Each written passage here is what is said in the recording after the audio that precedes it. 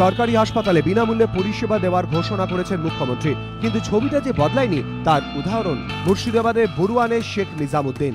আনন্দবাজার পত্রিকায় প্রকাশিত খবর অনুযায়ী ফুসফুসে টিউমার নিয়ে 17 সেপ্টেম্বর SSKM এ ভর্তি হন তিনি।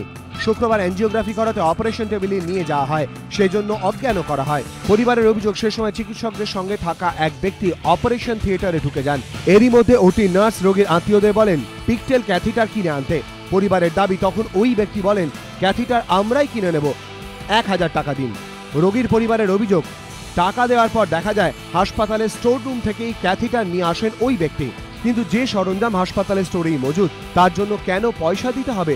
রোগীর পরিবার প্রশ্ন তুলতেই ক্ষেপে গিয়ে ওই ব্যক্তি বলেন খুব চর্বি হয়েছে, অপারেশন করা দেখাচ্ছে।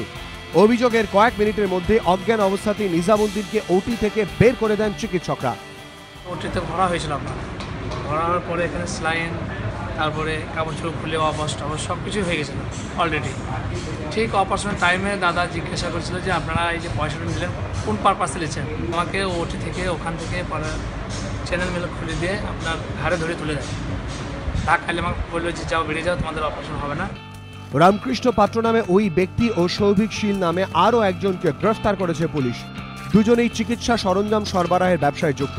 আনন্দবাজার পত্রিকার প্রতিবেদন অনুযায়ী ঘটনার পর মন্ত্রী তথা SSKM এর রোগী কল্যাণ সমিতির চেয়ারম্যান অরূপ বিশ্বাসের হুঁশিয়ারি, SSKM এ আর এই ধরনের অন্যায় বরদাস্ত করা হবে না, এর শেষ দেখে ছাড়া হবে। নিজামুদ্দিনের অ্যাঞ্জিওগ্রাফির দায়িত্বে থাকা কার্ডিওলজি বিভাগের ইউনিটটির প্রধান ধৈর্যটি প্রসাদ সিংয়ের বক্তব্য, অনেক ক্ষেত্রে অস্ত্রোপচার শুরুর পর দেখা যায় বেশ কিছু প্রয়োজনীয় সামগ্রী নেই, তাই রোগীদের স্বার্থে দুটি সংস্থার লোকেদের ক্যাথ ল্যাবে রাখা হয়। ওরা থাকলে অনেক মানুষের উপকার হয়। এখন প্রশ্ন উঠছে, আর রাখবো না। সূত্রে খবর, 7-8 বছর ধরে SSKM এর ক্যাথ ল্যাবে ধৃত রামকৃষ্ণ পাত্র ও সৌভিক শীলের রাজত্ব, কিন্তু অজ্ঞান রোগীকে অপারেশন থিয়েটার থেকে বের করে দেওয়ার মতো কাণ্ড ঘটানোর সাহস হয় কি করে?